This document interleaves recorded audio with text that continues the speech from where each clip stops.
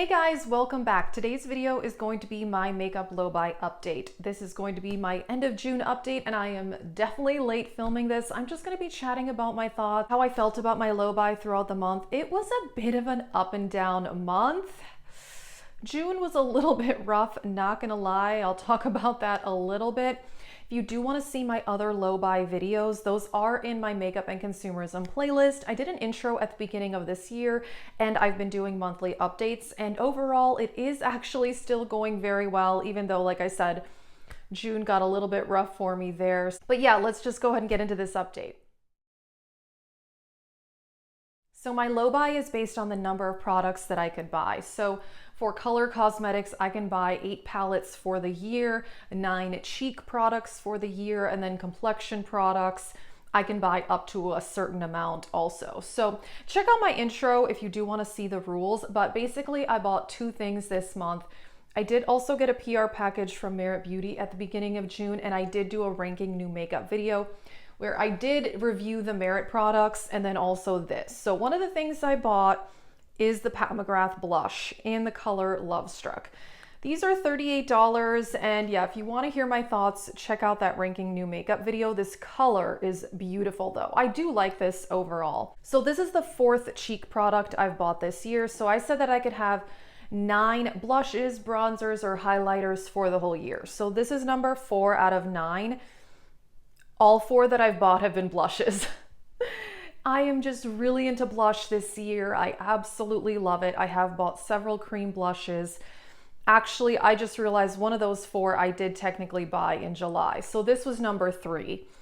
I have bought stuff in July so far. It's already halfway through the month. I don't know where time has gone, but so this is technically number 3, and I did buy a blush in July. I guess I'll go ahead and tell you, I bought a Tower 28 blush in July. Let me show you. I'm wearing it today underneath a powder blush. I bought the Tower 28 in Beach Please. So this is blush cheek product number 3, and this is number 4 for the year.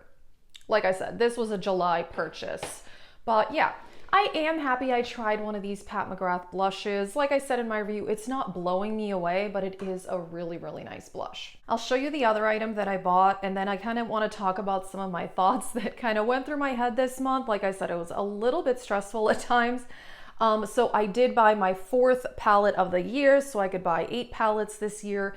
This is number 4, which for me really has been such a cut down on the amount of palettes that I bought last year. I bought almost 50 palettes last year. So, I mean, it definitely is my favorite makeup product, but I just feel like I don't even have enough time to use the palettes that I own. I initially said I wasn't going to buy a palette in June, but then this came out and I really wanted it and I don't regret getting it. So this is the Sydney Grace and Temptalia palette, and I bought the one called Radiant Reflection Light. This is my first ever Sydney Grace purchase, and I'm actually very happy. Now, I have only worn one look with this palette. All of last week's videos, I was wearing a blue and green look using those shades over here in this corner. Now, based off of just swatching the other shadows and that look, I mean, so far, I think this is a great formula. But like I said, I've only done the one look. Really pretty color story though. I am really glad that I bought this palette, and I did use someone's coupon code. So it was $35, which was really not bad at all. Such a pretty color story. People have been raving about Sydney Grace for a long time, and it's been on my to try wish list, and I'm really glad that I bought this, and I'm really happy I'm finally trying this formula. Something I talked about last month was wanting to try more indie brands, and I really do want to do that. I have tried some things from several indie brands, but I haven't really bought from many indie brands. Actually, I hadn't bought any indie purchases all this year, but this is really, really beautiful. So I'm happy that I bought this. I do feel like it adds something to my collection. Like I said, it's the 4th palette that I bought this year. It's not an everyday palette though for me, because it is pretty colorful, although actually I think over here I could do some pretty neutral looks with that I could wear more on an everyday basis. But yeah, so far very impressed, and I am happy that I bought this. And I would like to make more indie purchases throughout the rest of the year. Like I really want to try Odin's Eye and also Kaleidos. Those are the two brands I really, really want to try. So yeah, I'm really, really happy that I bought the Sydney Grace palette. Like I said though, this last month was really, really stressful for me. It was just a lot going on. I was really busy and whatever. I won't get into everything, but I was very stressed, and there was a bit there where I was tempted to just stop the low buy, say screw it, and just buy a bunch of stuff. I admit, I've talked about this in the past, sometimes when I get stressed, I do tend to stress shop. And there was probably a week there where I was ready to give up, buy the other things on my wish list. I really was tempted to buy from Kaleidos and Odensai. Like I said, I want to try more indie brands. I was really close to just throwing in the towel, honestly. I was like, you know what? I've done this low buy for almost 6 months. It's been successful. Screw it. But I decided not to do that. I, kind of reined it in, and I'm really, really happy that I did that. But yeah, for a week, I strongly considered just canning the whole thing, buying what I want as a way to deal with stress, which is not a good idea. I know that, but I think we all know that we've been there at times. Yeah, I was really, really tempted to just call it quits. I really, really was, but I'm really glad that I didn't. I don't think I would have felt better. That's the thing about shopping when I'm stressed. It temporarily makes me feel better, but then I would have just felt like extra overwhelmed with my makeup collection. And part of it too is also like I haven't had time. Like I've only worn this palette once and I've had it for 3 weeks already. Especially a colorful palette like this, because the only time I do wear these kind of colors are like on the weekend. So, it's just not practical for me to go out and buy a bunch of colorful palettes when there's probably only 1 or 2 days a week when I can even wear them. So I'm just trying to remind myself of that because, like I said, some of the other palettes that I do want to buy for the year, like from Odensai and Kaleidos, the ones I want to buy are pretty colorful. But again, those are palettes that I could only wear on the weekends. So it really wouldn't make sense for me to buy a bunch of colorful palettes when I've only used the colorful palette I bought just once. So that's kind of what I'm trying to tell myself. I'm definitely feeling much better now, but yeah, I almost called it quits on the low buy. I really, really did, even though this year I did not really have that strong temptation to shop until June. So yeah, that's what happened, but I'm feeling much better about it now. I'm really happy I did not give in, even though I was like this close. I was this close to just calling it quits on the whole thing. So I'm really glad that I didn't do that. And yeah, I'm really happy about it overall. One thing I have thought about is, so I did that ranking new makeup video.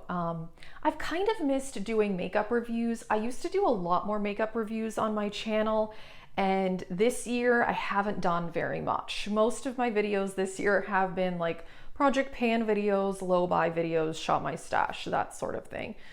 I've missed doing makeup reviews, so I may try to do more reviews with the products that I am purchasing. We'll see. I did enjoy doing that ranking new makeup video, and I was excited. I did get that PR package from Merit at the beginning of the month as well, which I guess kind of eased my urge to shop a little bit as well. But honestly, it's the palettes that get me.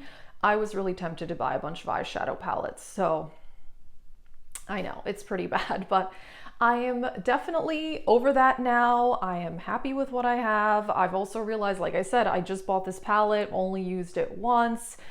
And then the palettes that I bought before in May, I did get to use those a decent amount this month, but not as much as I want. So I still want to play with those palettes, and I still have palettes in my collection from years ago that I still love.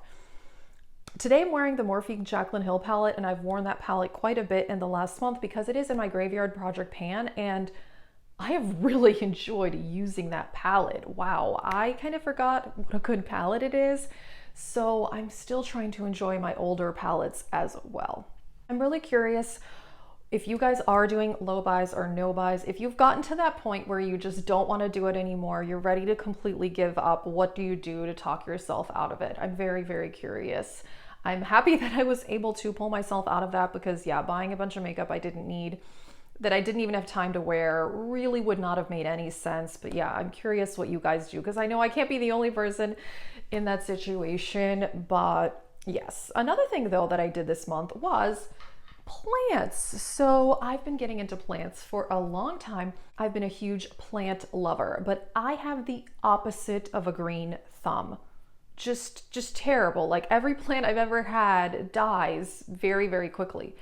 But I decided to actually like pay attention to the type of plant, what it says, how much light they need, how much water. I know, common sense, right? You would have think I would have figured this out years ago, that even literally when you buy a plant at the store, it comes with a label that says the amount of light and water that it needs.